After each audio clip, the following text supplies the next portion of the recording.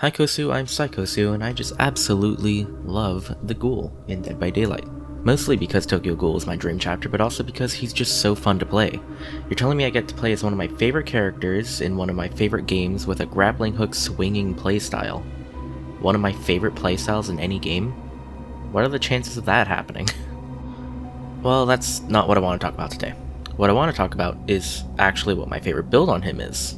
As of right now, I am a P100 Ghoul, who is also listed as within the top 10 Ghoul players on DPD Tricky's leaderboard, as of recording this. I've shared this build with other Ghoul enjoyers, and they've come to me saying that they've seen good results, and some recommended that I should make a video on the build. So that's what this is. And no, it's not Pain Res, Grim, DMS, and Surge. As a matter of fact, there's no gen regression in this build at all. This build focuses on aura reading with a focus on the cutoff playstyle. The build starts off with its core, Lethal Pursuer. Lethal Pursuer shows the killer all survivors at the beginning of the match for 9 seconds, but that is not why I'm running it. Beyond the idea of a good early game due to seeing the survivors' locations, I run Lethal Pursuer because of its other effect. This perk also happens to add 2 seconds to every form of aura reading, which leads me to my next perk, Thwack. Thwack starts with 3 tokens at the beginning of each trial. Breaking a pallet or breakable wall spends 1 token and in return causes all survivors in a 36-meter radius to scream and reveal their location, as well as showing the killer their aura for 6 seconds, and with lethal, this gets bumped up to 8 seconds. Each time you hook, you get a token back. I like this perk because it helps against survivors who pre-drop pallets, reveals stealthy survivors, and I personally think the funniest part of it is that if a survivor isn't timing a flashlight blind right, it will cancel their blind, but even if they do blind you, they'll still be revealed by the time the blind ends, allowing you to leap to them, potentially cutting them off if needed. Next up, I have Nowhere to Hide. This perk is very similar in use to Thwack, except there are no tokens, and instead it's kicking a generator. With this perk equipped, reveals the survivor within 24 meters for 5 seconds. With lethal, this is now 7 seconds. This, similarly to Thwack, is really good at ratting out the players spending the game hiding, but it's also really good for just finding survivors in the area, and with your leaping ability, it makes it super good for catching survivors off guard, especially if you use your ability quickly and go for slingshots. This perk is not super necessary, but it fits in the build very well, and I personally find it giving me a lot of use, even in chase, and taking a second to break a generator and using your leap to catch up or cut off a survivor running away. I think it's pretty worth bringing. And the last perk, while also being the most flexible perk in the build, is Monitor and Abuse. If you didn't already know, Kaneki is one of the few killers who have a 40-meter terror radius, which is the biggest size terror radius can naturally be. This makes it so survivors can react faster when they start to hear the terror radius. Monitor and Abuse, however, reduces the terror radius by 8 meters as long as you're not in chase, but while in chase, increases your terror radius by 8 meters. So for the specifics, it increases your base terror radius by 8 meters, so naturally your terror radius is 48 meters, but it decreases your terror radius when you're not in chase by 16 meters, including the 8 meters the perk adds. So whenever you're not in chase, it brings your terror radius down to a total of 32 meters. As I said, this is the flexible perk, meaning you can really replace it with anything if you'd like. You could add more aura reading, add a regression perk, maybe a hex, but personally, I like this perk on Ghoul. It makes you just the slightest bit less predictable, which I think is fun.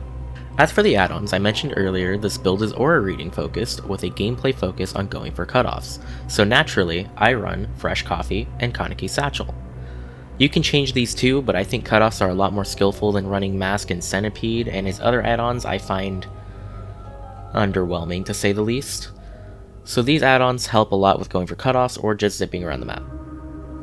Before I show you this build in action, I want to give some advice to Kaneki players and future mains in the character. Be creative. Doing random things with your power can lead to finding out how his physics work, and over time you'll start to see spots you can go for cool cutoffs or prompt steals. Don't just try to vault every pallet and hope that's all you need to do, because eventually that will limit you, and survivors will continue to get better while you stay stuck with the same mindset. So be creative, keep changing how you play, and try to make better plays. Without any more rambling, let me show you some footage of myself running this build. Alright, here we are in our first match. Temple of Purgation, pretty good map for Kaneki.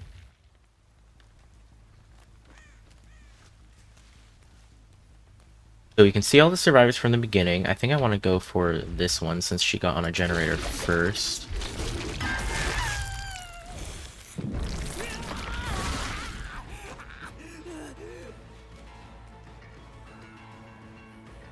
Also, do believe she did not get off the gen fast enough because of monitor. I made a mistake. That's my bad. I'm gonna drop this. I'm gonna break it. See, now I can see her through walls. Do I get her here? I do, because she does not go for the window. So that alone is value from lethal and thwack. Now what I'm going to do is I'm going to come over to this generator and hit the tap. Because I saw him get on it at the beginning as well. He would have had no reason to get off of it. Fog vial.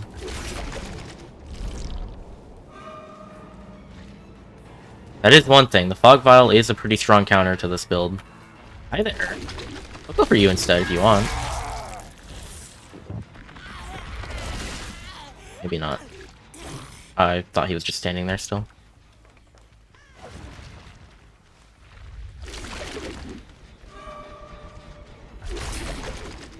That's my bad.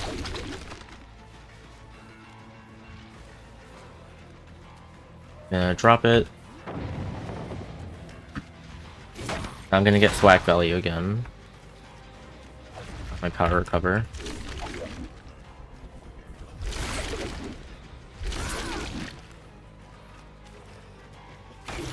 Nice.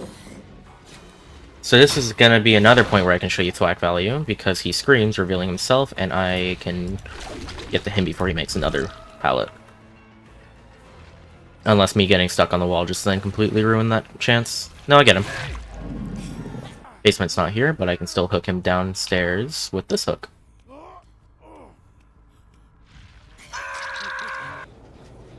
Though, if the boon is Shadow Step, this could be a little bit of a hindrance.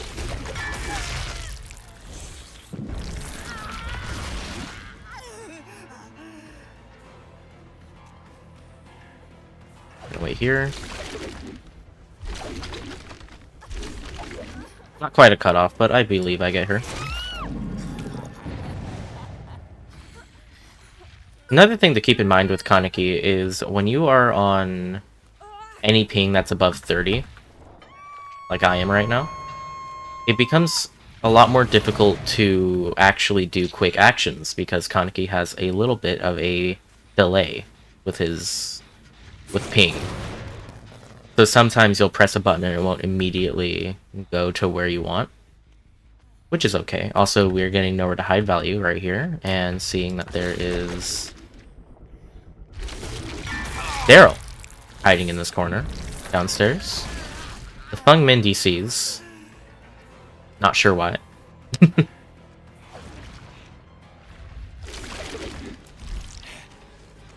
We get Daryl here.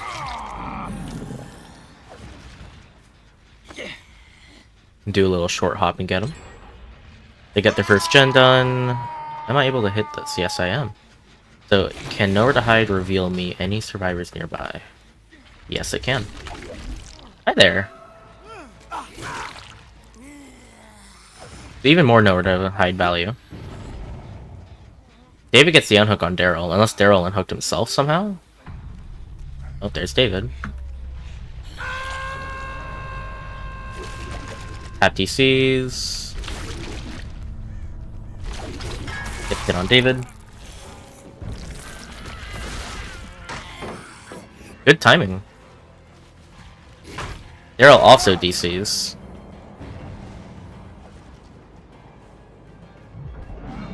He hopped in the locker. I got the noise notification because I don't think the cloud was large enough yet. I'm gonna throw you on this hook and we're gonna get this tap bot. I canceled it a little bit too early, so I didn't get a slide. I'm gonna throw tap on this hook and see if we can find the Daryl before he unhooks the who was it? The David? Yes, the David.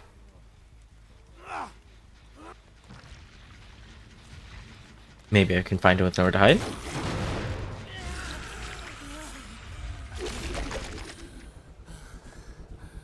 Does not seem so. Oh, no, there he is. And this game is over. And this game's over. I see the spot was probably running Conviction with the pickup speed. That's funny. But GG's, and I'll see you in the next match. And here we are in the second match. We got Wretched Shop, which is... it's an okay map. It's better than Resting Place, in my opinion. It is quite cluttered, so I may run into some issues, but that should be okay. I think I will get the hit on this person, though. Your Fog Vial means nothing to me, because I am the Ghoul.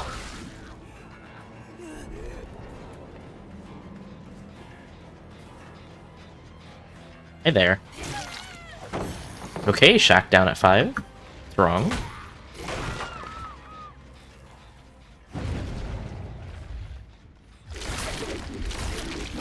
I wasn't aiming that way.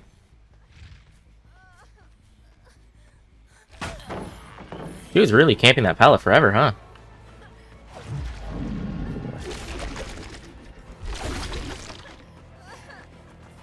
There's a part of me that was thinking she would greet it. And she DCs after that. That's another thing with this killer, is a lot of people don't understand that you want to make as much distance as you possibly can, while also making sure you use your loops. So her staying at that pallet, not actually using it and instantly dropping it, then running to a window where there was no pallet for her to go to after that, that's what got her killed. Not actually trying to run the tile or know where she is on the map right then is what got her killed. And then she DC'd for it.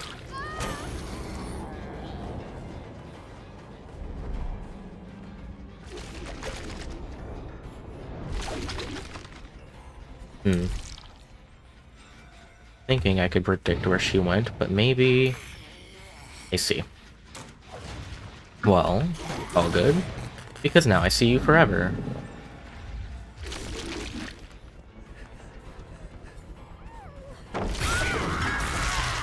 That's okay. I have a feeling she might make the same mistake as the Fungman. My bad.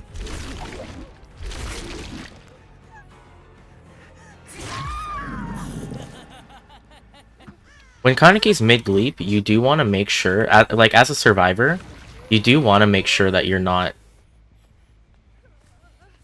like, you want to make sure that you're paying attention to what he is doing with his leaps, and when he cancels it, you have an audio and visual cue for when he does.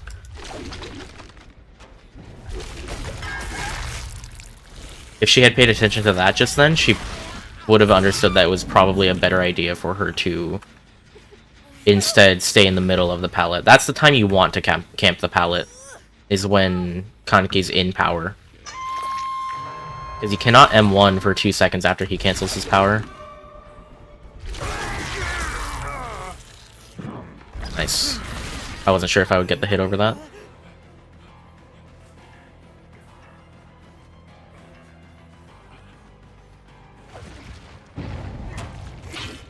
Nice. Good quick. Good quick vault.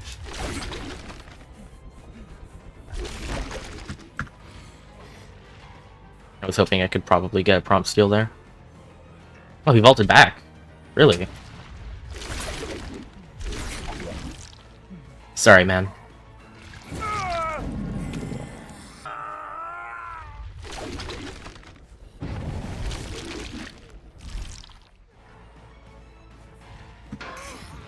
I was hoping I could press the button fast enough.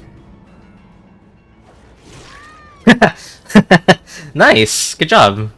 Strong Fog Vial. Do you have DS? You don't. Sometimes I just don't get it. I almost said chat. I'm not streaming. Yeah, as you can see, we're getting pretty decent value from our perks, from the aura reading. I'm imagining this is probably the Fungmin. I'm going to use this and reveal her. Yeah, see how far you get the reveal on this?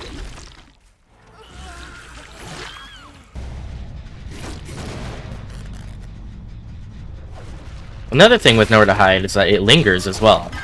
The effect of the aura reading lingers for a bit. So, okay, he's just giving up. The effect of the aura reading, it lingers for a bit, so because you have the ability to leap as soon as you break a generator, since you do not get punished for breaking generators like you do with pallets, you're actually able to use that to your advantage. And see if you can reveal people in other areas after you've kicked the generator. It's another good part with, I'm sorry, man. I'm not doing this right now.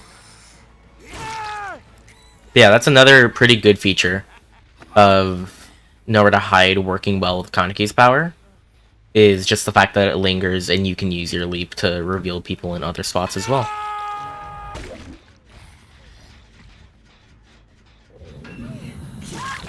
Yeah, no, I heard you. It's okay. And GG's. That's our second match. Alright, I hope I did a good job on showcasing this build. If you want to try it out yourself, go ahead, by all means. It's my personal favorite build. I've been running it for a couple months now, and I quite like it. So, I'm Psychosu. I'll see you all in the next video, but I'm not sure when that will be because I stream more often. So if you want to see more of me, you want to see more of my Ghoul gameplay, I stream on Twitch. My Twitch username is also just Psychosu, as it is on YouTube.